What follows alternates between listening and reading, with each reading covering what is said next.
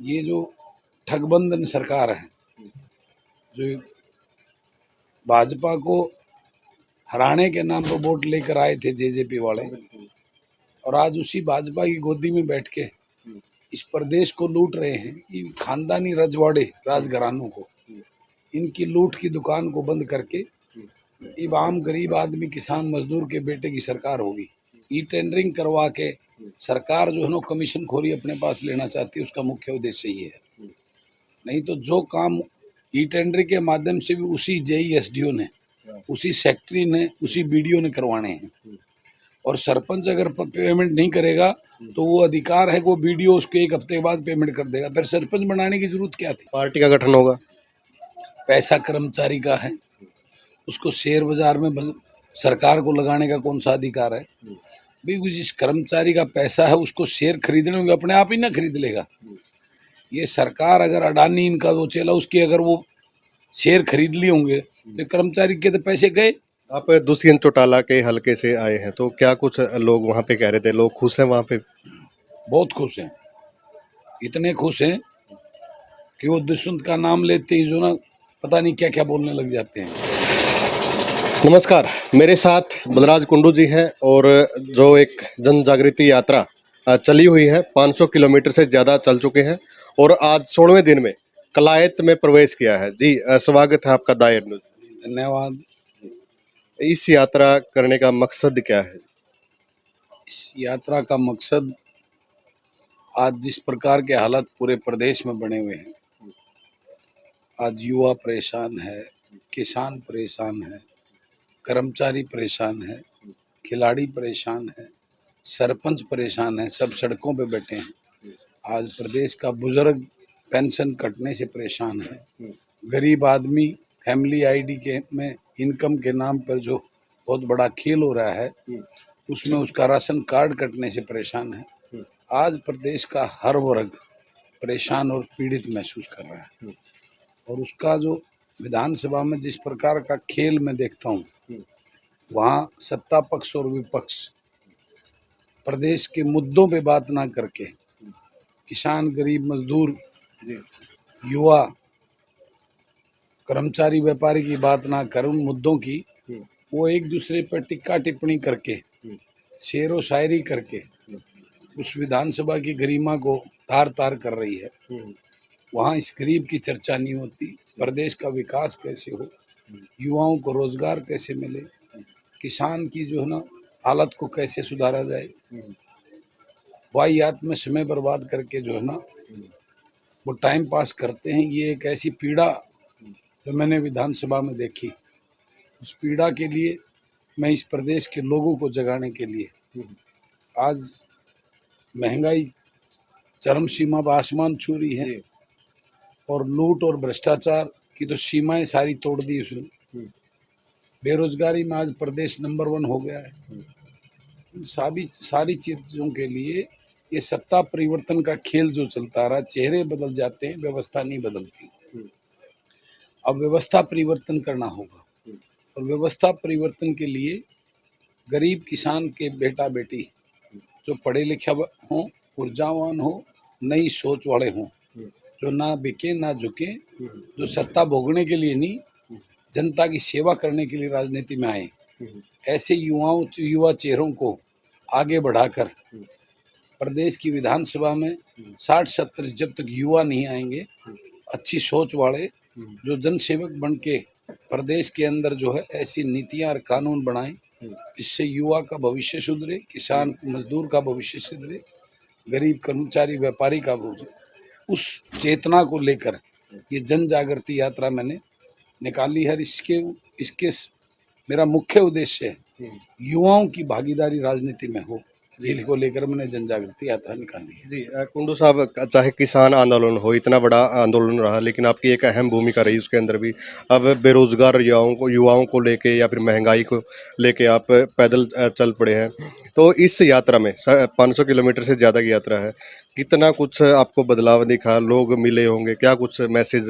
देखिए, आपने देखा होगा, आप मीडिया के साथी हो, जिस प्रकार से हर गांव के अंदर इतना भारी प्यार और आशीर्वाद और समर्थन मिल रहा है, ये सरकार की नीतियों के प्रति लोगों का रोष आक्रोश है। आज समाज का हर वर्ग परेशान है, ठगा हुआ महसूस कर रहा है। आज प्रदेश के हालात ये हैं जैसे सरकार नाम की कोई चीज ना हो। तो उसी का परिणाम है कि मैं जहां से भी निकल रहा हूँ, जिस गांव से भी निकल रहा हूँ, आप देखते होंगे किस प्रकार से पूरा का पूरा गांव उमड़ कर जो है ना मेरे स्वागत में खड़ा मिलता है। ये सरकार की फेलियर है पूर्ण रूप से। ये जो ठगबंधन सरकार है, जो भाजपा को हराने के नाम पर वोट लेकर आए थे जेजेपी वाले, और आज उसी भाजपा की गोदी में बैठ के इस प्रदेश को लूट रहे हैं। ये सारी चीजें प्रदेश में के लोगों को समझ में आ गई है, और ये खानदानी रजवाड़े राजघरानों को इनकी लूट की दुकान को बंद करके अब आम गरीब आदमी किसान मजदूर के बेटे की सरकार होगी। वो किसान की भागीदारी होगी, उसमें युवा की भागीदारी होगी, और वो लोग इस प्रदेश के भविष्य के लिए मुद्दों की राजनीति करेंगे। इस प्रदेश के विकास की, युवा के रोजगार की, किसान की बदहाली को सुधार कैसे करें, गरीब का उद्धार कैसे हो, इस मुद्दों पे राजनीति होगी और सरकार चलेगी। उसके बाद जो है ना इस प्रदेश का विकास और प्रदेश में खुशहाली आएगी। जी कुंडू साहब, जैसे ई टेंडरिंग का एक बहुत बड़ा मुद्दा चला हुआ है, लेकिन सरकार झुकने को तैयार नहीं है। देखिए, ई टेंडरिंग क्या है? ई टेंडरिंग करवा के सरकार जो है ना कमीशन खोरी अपने पास लेना चाहती है, उसका मुख्य उद्देश्य ये है। नहीं तो जो काम ई टेंडरिंग के माध्यम से भी उसी जेईएसडीओ ने, उसी सेक्रेटरी ने, उसी बीडीओ ने करवाने हैं। और सरपंच अगर पेमेंट नहीं करेगा तो वो अधिकार है कि वो बीडीओ उसको एक हफ्ते के बाद पेमेंट कर देगा। फिर सरपंच बनाने की जरूरत क्या थी? ये पंचायती राज संस्थाओं का हनन है, उनके मौलिक अधिकारों का हनन है। ये लोकतंत्र को खतरा है, सीधा लोकतंत्र पे प्रहार है। ये बिल्कुल आपको अगर क्वालिटी कंट्रोल जिसकी बात कर रहे हो उसके लिए अलग सिस्टम बनाते हैं। उसकी क्वालिटी को, मॉनिटरिंग को चेक करने के लिए आप एक उसके अंदर एक पूरी टीम क्वालिटी कंट्रोल की, क्वालिटी और क्वांटिटी की टीम लगाते, उससे चेक कराते, तब तो हम मानते कि सरकार जो है ना उसके प्रति वो है जागरूक होकर उसको जो है ना बंद करना चाहती है। ई टेंडरिंग के माध्यम से कौन सी लूट और वो बंद होगा? ये सिर्फ लोकतंत्र की हत्या है। ये ई टेंडरिंग के माध्यम, जैसे हर टेंडरिंग के जो भी आते हैं वो कमीशन पे जाते हैं, तो इसमें सरकार कमीशन खाने के लिए इस प्रथा को लागू करना चाहती है। ये बिल्कुल लोकतंत्र के लिए बहुत बड़ा खतरा है। लोकतंत्र के लिए खतरा, इस बात के लिए जो है ना मैं पूर्ण रूप से सरपंचों के साथ हूँ, सरपंचों का समर्थन करता हूँ।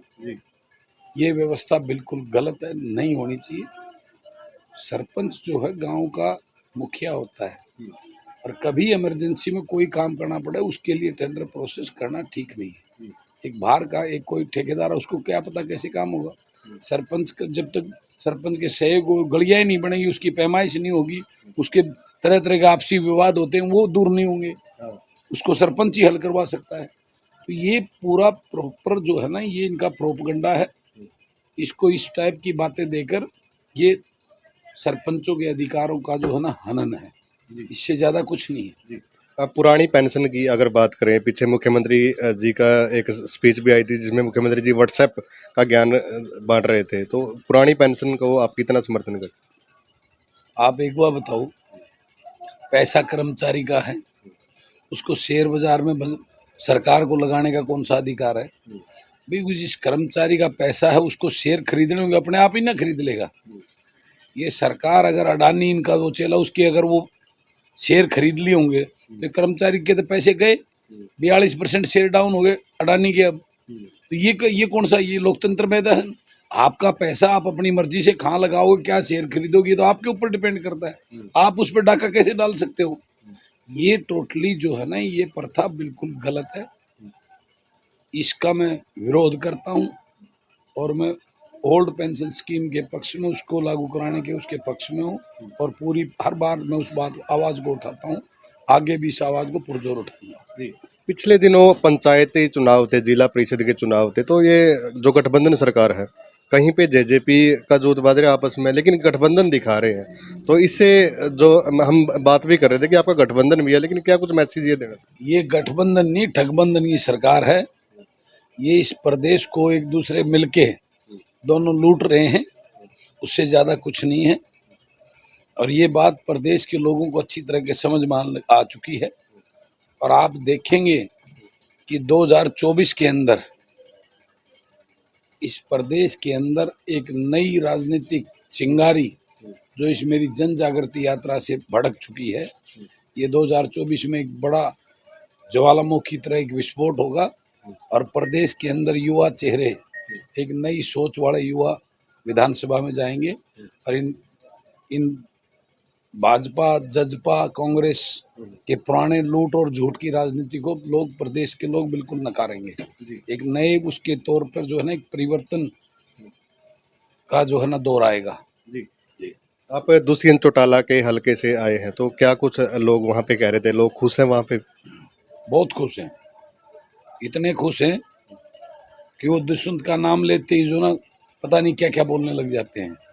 वो जो झूठ और लूट करके खट्टर को और भाजपा को जमुना पार भेजने के नाम पे उनकी वोट को लूट के आया था, उनके बच्चों को रोजगार देने के नाम पर जो झूठ के पुलंदे बोल के उसने वोट की लूट की थी, लोग तैयार बैठे हैं। मुझे लगता है पहली बात तो ये है कि वो वहां से चुनाव ही नहीं लड़ेंगे।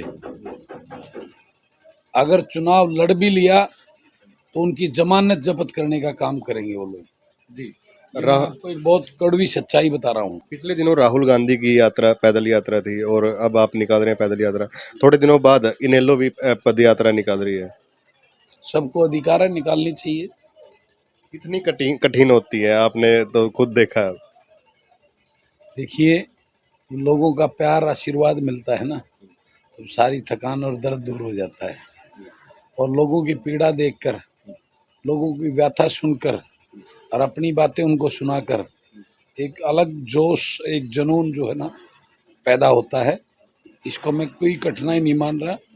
ये एक राजनीतिक चेतना के लिए निकाली गई वो यार जो एक मेरा फर्ज और मेरी ड्यूटी बनती है, जिसको पूरा करने के लिए मैं आज सड़कों पे हूँ, चल रहा हूँ। कुंडू साहब, आखिरी सवाल है, मिशन 2024, क्योंकि चुनाव पास में है, तो क्या कुछ तैयारियां आप लेके चल रहे हैं और क्या कुछ हरियाणा का भविष्य होगा?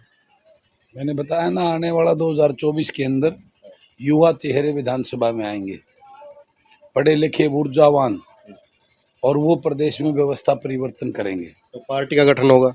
ये लोगों के बीच में जाकर लोगों से आगे की सलाह मशवरा करके उनकी राय जानने के बाद में उसका निर्णय लिया जाएगा, लेकिन निर्णय होगा जरूर। कैथल वासियों को क्या कुछ आप मैसेज देना चाहेंगे? मैं कैथल वासियों को यही मैसेज देना चाहता हूँ कि अब आपको जागना होगा अपने बच्चों के भविष्य के लिए।